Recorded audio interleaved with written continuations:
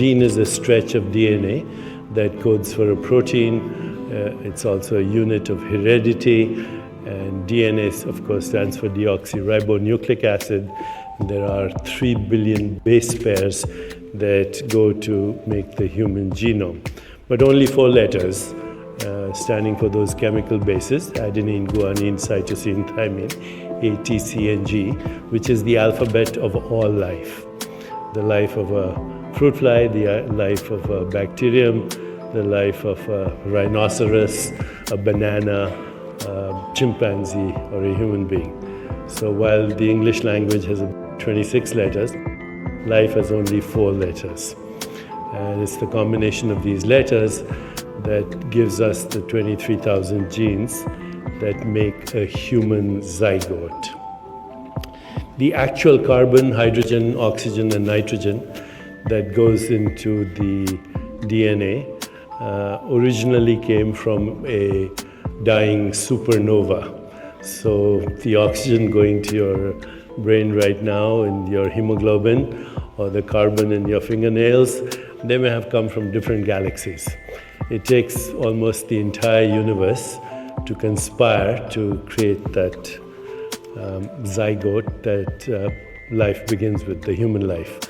And in those 9 months of gestation, there is the recapitulation of all of evolution. There's an expression used by some biologists that ontogeny repeats phylogeny. So during those 9 months, you remember, literally, or at least your genes remember, the history of life on our planet, with the first living organisms called chemolitho-autotrophic hyperthermophiles that lived on the rims of volcanoes and ultimately evolved into all of life. So during those 9 months, all of that memory is there. 65% of your genes are the same as a banana, 80% are the same as a mouse, about 70% are the same as a fruit fly, and almost 99% are the same as a chimpanzee.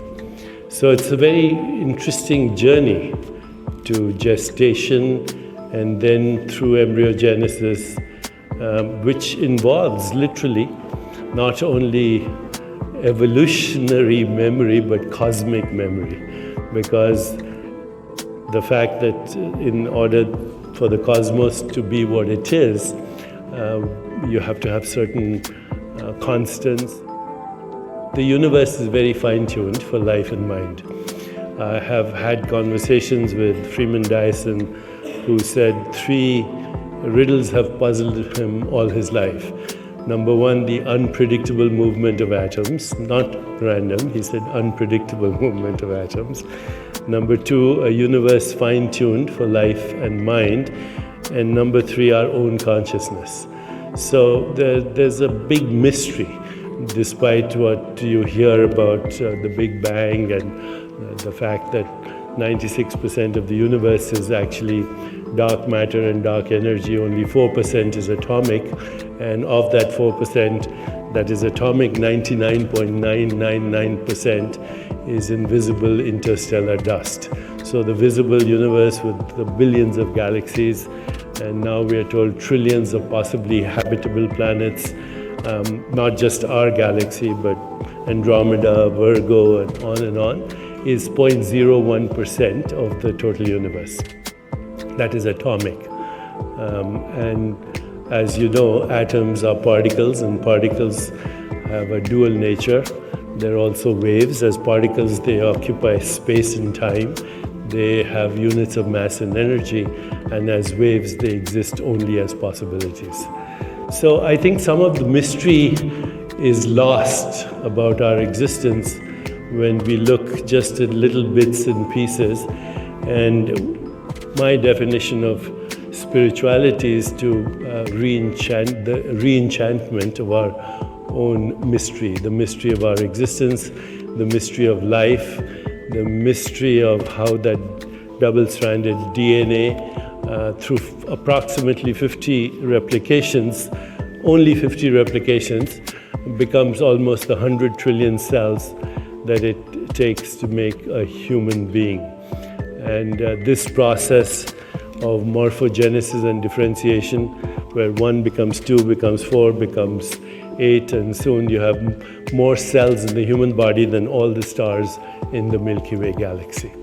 Remembering the mystery of existence from the moment of the Big Bang right through bursting, burning stars and the creation of atoms and ultimately of DNA and then of life, and not only human life but the replication of all life as we emerge. And then as you come out of the womb, provided it's not a cesarean section, then you inhale the secretions of your mother, the vaginal secretions, you swallow them, you're covered by them, and this is the second inoculation of what could really be called the second genome, 2.2 additional genes that come from microbes, approximately 2,000 species.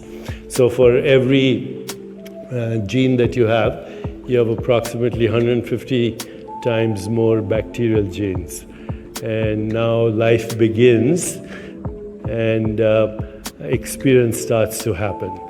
And as a result of this and the interaction between the microbiome and the human genome, but more importantly, the experience of life in the form of the 5 senses, sound, touch, sight, taste, smell, but also emotional connections between the limbic emotional brain of the mother and the emotional brain of the baby who's watching her eyes, listening to her voice, watching her facial expressions and body language, because there's no linguistic language.